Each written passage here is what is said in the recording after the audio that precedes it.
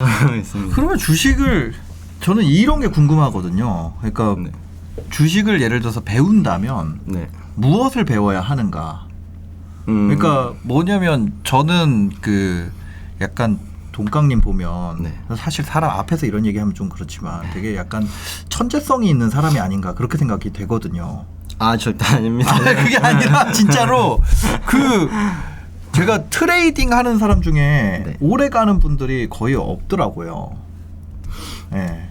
아, 네, 뭐 많이 사실 그렇죠. 네. 저도 주식 오래 했지만. 네, 이제 그 저는 뭐 주식을 오래 한 건 아닌데 이제 2009년에 이런 이쪽 바닥에 네네네. 그 저는 팍스넷이라고 그 유사 자문 업체 있어요. 아, 네, 압니다. 거기에서 그 아르바이트부터 시작을 했거든요. 아, 네. 근데 이제 그때 봤던 분들이 지금 활동 안 하는 분들이 엄청 많아요. 전문가라고 했던 분들 중에도. 그렇죠. 그리고 뭐 증권사에 계시던 분들 중에도 나간 분들 굉장히 많고. 맞습니다. 근데 이제 거의 10년? 그쵸. 네, 올해로 한 12년 정도 네네. 됐는데. 그동안 계속 이제 트레이더로서 자산을 불리고 그걸 지키고 키워온다는 거는 진짜 약간 천부적인 게 있지 않나 그렇게 생각이 되거든요.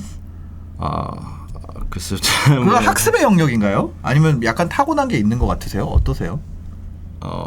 학습의 영역으로 저도 가능한 부분도 있다고 생각하고요, 물론. 근데 사실 저 정도의 이렇게 뭐 볼륨이라고 하나요? 이제 네. 뭐 자산의 규모라던가 이 정도 수준은 사실 뭐 천부적이다라고 할 수는 없는 것 같고. 아 진짜요? 이제 다른 이제 저도 주변에 이제 뛰어난 투자자들이 워낙 많으니까 네네.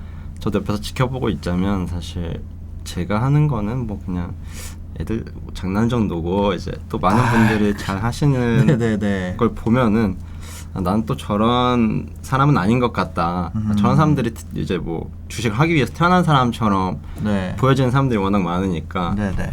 저는 좀 그런 부분에 있어서는 그래서 뭐 제가 그 정도인 건 아닌 것 같다. 이제 라는 생각을 많이 하죠. 이제 뭐 제가 겸손하려고 이런 말 하는 게 아니라 예.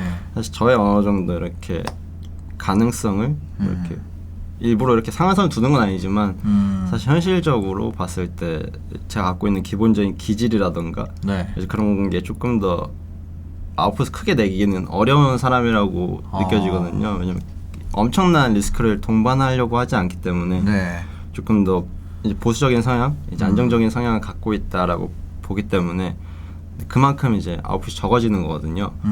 그래서 그걸 뚫고 나가면 이제 뭐 한 진짜 몇백억대, 이제 막 천억대 자산까지 올라가는 분들도 네네. 봤고, 근데 저는 이제 거기까지는 아닌 것 같다. 그 과정에서 제가 너무 힘드니까 이제 네. 거기까지는 그냥 아니고 그냥 삶을 뭐 그냥 살아가는데 지장만 없게 네. 잘 운영하자 그런 정도로 살고 있습니다. 그러면 학습할 수 있는 부분은 어떤 부분일까요? 어떤 거를 학습을 해야 돼요? 주식을 한다고 하면? 사실 저는 그냥 구분 짓고 싶은데요. 네. 방금 제가 말씀드린 어떤 업종에 대한 일이라던가 네. 이제 그런 것들은 사실 일반적인 투자자분들이 전부 그냥 알았으면 하는 거 이제 그 필수적으로 알아야 되는 이제 이야기라고 생각을 하고요. 네. 근데 저는 직업적으로 투자를 하는 사람이다 보니까 예. 이제 그 안에서 어떤 많은 이제 카테고라이징이 되잖아요. 그 예를 들어 업종별로.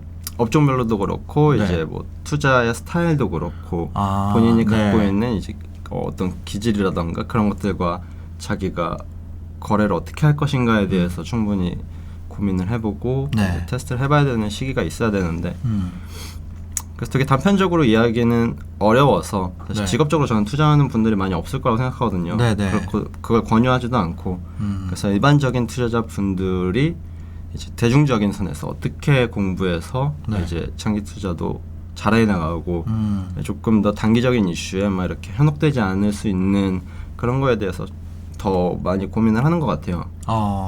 일반적인 수준의 그런 투자자가 훨씬 많죠. 사실 전업으로 하시는 분들보다. 그렇죠. 말씀하신 전업을 대로. 하시는 네. 건 너무 적으니까 네. 이제 그런 분들은 이제 그런 분들을 제가 이제 막 붙잡고 이야기할 수는 없잖아요. 그쵸. 조금 더 제 채널을 보시는 분들도 그렇고 훨씬 더 직장을 다니면서 투자를 하고 계시는 분들이 훨씬 많기 때문에 네. 그런 분들을 항상 대상으로 고민하고 이제 어떻게 해야 투자라는 게 이제 도박이 아니고 조금 더 필수적으로 해야 되지만 네. 반드시 공부해야 되는 저는 시장이라고 생각을 하거든요. 네.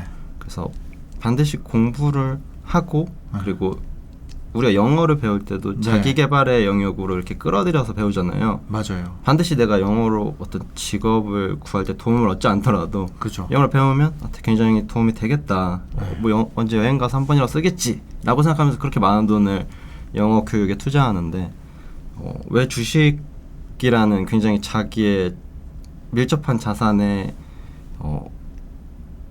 들어와 있는 이제 그런 투자 행위를 왜 공부하지 않고 이제 그렇게 도박하듯이 네. 이렇게 뭐 오르면 오르는 거고 뭐 떨어지면 뭐 그냥 존버해 막 이런 얘기 하잖아요. 그죠.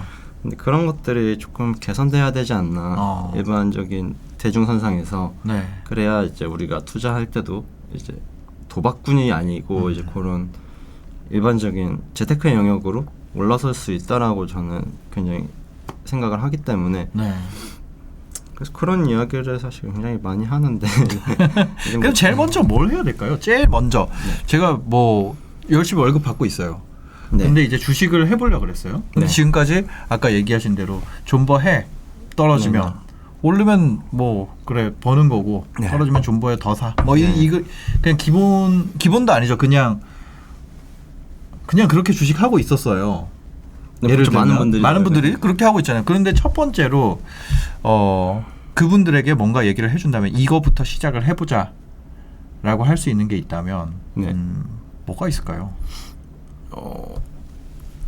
아까 말씀드린 것과 또 연동이 되는데 사실 모든 투자자들은 각자 조금 더 전문성이 있는 분야가 있거든요. 모든 사람들이 네, 애널리스트들이 각 이제 커버하는 산업군들이 한 분씩 존재하듯이 네네. 한 명이 많은 산업을 전문성 있게 커버하는 건 사실 불가능하다고 저는 생각을 하거든요.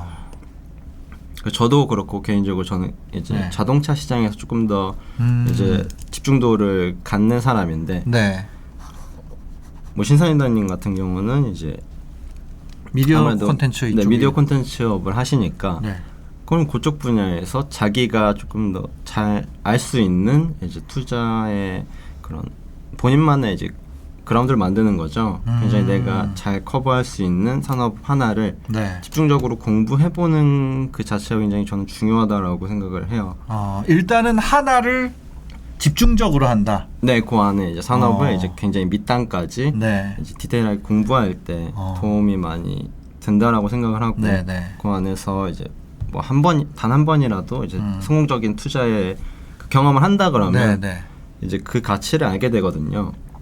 이제 콘텐츠업에서 뭐 공부를 하시다가 어떤 기업이 나왔어요. 네, 그래서 네. 그 기업은 너무 이제 K 콘텐츠의 이제 밸류에이션이 계속 커지고 있는데 이 기업은 아직도 굉장히 시가총액이 적게 평가되고 있네. 네. 그래서 뭐 신사임당이 매달 뭐 한 500만 원씩 투자를 해서 한 2, 3년을 지속했는데 네. 실제로 그 기업이 K 콘텐츠를 잘 만들고 이제 그런 부가가 산업을 잘 이어나가서 네. 이후에 이제 주가가 뭐 2배든 3배든 됐어요. 그랬을 때 신사임당이 너무 그 경험이 신나죠. 네, 너무 이제 가치 있다고 느끼실 거 아니에요. 네네. 그리고 본인이 이제 잘 아는 분야니까 주가가 조금씩 흔들려도 네. 이제 마음이 흔들리지 않을 거고 이제 그런 기본적인 이제 네. 요건이 필요하고 그렇다면 아마 굉장히 투자의 관점에서도 그렇고 이제 심리적인 관점에서도 그렇고 굉장히 흔들리지 않고 투자할 수 있다라는 생각을 하거든요. 잘 아는 만큼 저는 이제 잘 버틸 수 있다고 생각을 하는데 네. 근데 무작정 이제 존버하라는 그런 게 아니라 이제 아는 만큼 이제 더 신념을 가지고 그 이제 주가를 버틸 수 있다. 기업에 대한 신뢰도가 생긴다. 네. 그럼 예를 들면 약간 복불복 요소가 있지 않아요? 그러면 예를 들어 내가 아는 섹터가 네. 내가 태어나서 처음 하는 섹터가 네. 만약에 2009년에 내가 주식을 처음 시작했는데 나 철강업에 있었어. 네. 그럼 그 사람은 너무 힘든 삶을 살아야 되잖아요. 사실 그렇죠. 예. 근데 본인 철강업에 있었는데 이제 이 9년 이후로 주가가 회복을 못 하니까. 네. 근데 본인이 산업에 대해서 정말 잘 알고 있고 이제 그 디테일을 파악해 나갔다 그러면 지금의 주가는 이제 상당히 프리미엄이 붙은 밸류에이션이 될 수 있다라고 네. 사실은 저는 그렇게 생각을 하거든요. 이제 본인이 현업에 있으니까 훨씬 더 네. 외부에 있는 투자자보다 더 잘 알 텐데 본인이 그렇게 너무 비싼 가격의 주식을 산다는 건 오히려 그 깊이감이 없지 않나. 근데 뭐 저는 실패도 굉장히 좋은 경험이라고 생각하기 네. 때문에 그 경험 안에서 그 마켓 타이밍을 찾는 방법도 이제 네. 고민해보게 될 거고요. 그런 네, 네. 실패를 찾아서 단순히 주가만 보는 게 아니라 사실 주식이라는 게 굉장히 어려운 이유가 이제 네. 그런 매크로 환경에 영향을 많이 받잖아요. 네네. 그래서 글로벌의 이제 어떤 뭐 환율이라던가 이제 뭐 채권 금리라던가 이제 각 유동성의 환경이라던가 네. 이런 것들을 많이 고민하다 보면 굉장히 판단하기가 어려워지니까 그래서 근데 그런 부분 한 번씩이라도 이제 투자를 하다 보면 공부해 나가면서 이제 네. 조금 더 익숙해지기 때문에 많은 분들이 이걸 너무 어렵다라고 생각만 하시는 것 같아요. 네. 근데 이제 막상 하다 보면 저 같은 사람도 또 이게 할 수 있는 영역이라서 사실 저는 공부하는 거 굉장히 안 좋아하거든요. 그래서 고등학교만 나왔어요. 이제 학교가 대학을 진학을 안 하셨어요? 근데 저는 대학교를 안 갔어요. 안 가도 상관이 없는 거죠. 그쵸. 뭐 저는 네. 그때 당시에 학교를 가기 싫었어요. 실제로 그걸 갈 수 있는 환경도 아니었어요. 제가 네네네. 공부도 못했고 이제 막 등록금을 내줄 수 있는 그런 환경도 아니었기 때문에 이제 그냥 뭐 이럴 바에 그냥 주식을 그래서 이제 좀 해본 거예요. 아 그러면 그때 대학교를 안 가고 주식을 한 거예요? 네, 제가 20살 때 시작했으니까 이제 지금 몇 살이세요? 제가 32살이죠. 20대가 아니시구나. 제가 32살.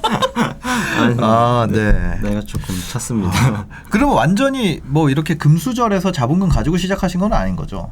네, 그래서 그쵸. 사실 원래는 대학교를 가고 싶었는데 네. 이제 알바도 했었어요. 그래서 20살 때 네, 그래서 네. 이런 패밀리 레스토랑에서 아르바이트 하다가 아. 조금 이제 한 몇백만 원 모아서 네. 시작하고 그때 한번 이제 돈이 없어졌죠. 그래서 네. 돈이 당연히 알지도 못하고 투자했으니까 네. 전부 열심히 모아놓은 걸 다 날리고 이제 그때부터 조금 투자는 그렇게 하면 안 되겠다. 네. 그렇게 좀 알고 해야겠다, 공부하고 해야겠다 해서 하다 보니까 네. 그렇게 됐습니다.